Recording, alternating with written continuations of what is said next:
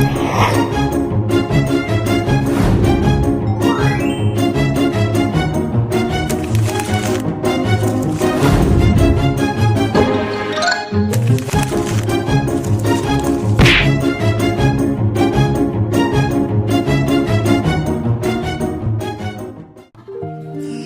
teman-teman, balik lagi di podcast Tongkrongan bareng aku Cahaya yang bakal nemenin kalian bahas hal-hal seru tapi tetap berfaedah.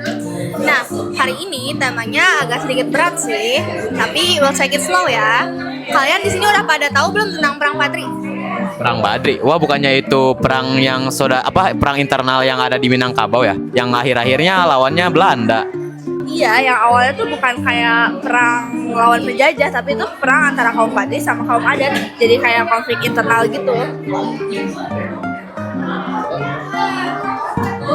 Jadi kayak drama internal, tapi versi abad ke-19 gitu ya. Iya, benar.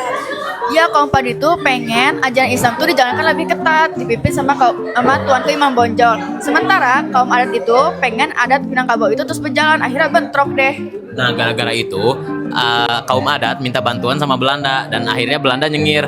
Wah, jadi kayak kesempatan nih buat kita ikut campur. Aduh, Belanda emang gitu banget ya, kayak so-soan jadi teman yang ngebantu.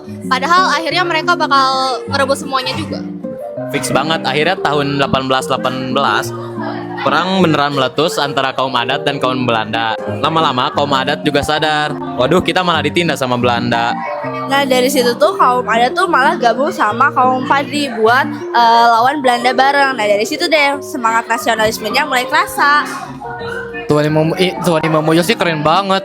Dia tuh orangnya pemberani, orangnya tegas, dan orangnya tuh cinta tanah air banget. Terus orangnya juga dia tuh nggak gampang menyerah, walau Belanda nyerang dia lagi dari segala arah.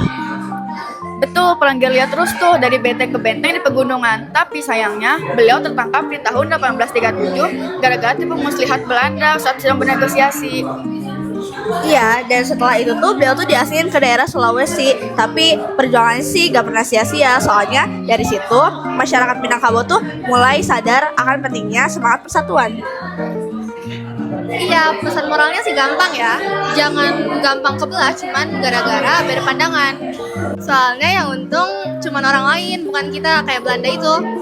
Ibarat kalau di tongkrongan kita nih, kita tuh orang-orang yang sering ngemainin hal sepele, tapi malah ada orang luar yang di luar tongkrongan kita malah ngeributin hal tersebut. Ah, bener banget. Jadi mending beda pendapat tapi satu geng lah ya, ya kan? Setuju banget. Oke deh. Itu tadi obrolan kita tentang Perang Padri, dari konflik internal sampai akhirnya mereka tuh sadar tentang pentingnya persatuan. Makasih ya buat Rizky, Syakira, Dava, dan juga Virus buat nemenin nongkrong hari ini. Sama-sama. Buat kalian para pendengar, ingat ya, belajar sejarah itu nggak harus serius. Yang penting maknanya dapet. Oke, segitu aja dari tongkrongan kita. Sampai jumpa di tongkrongan berikutnya. Bye.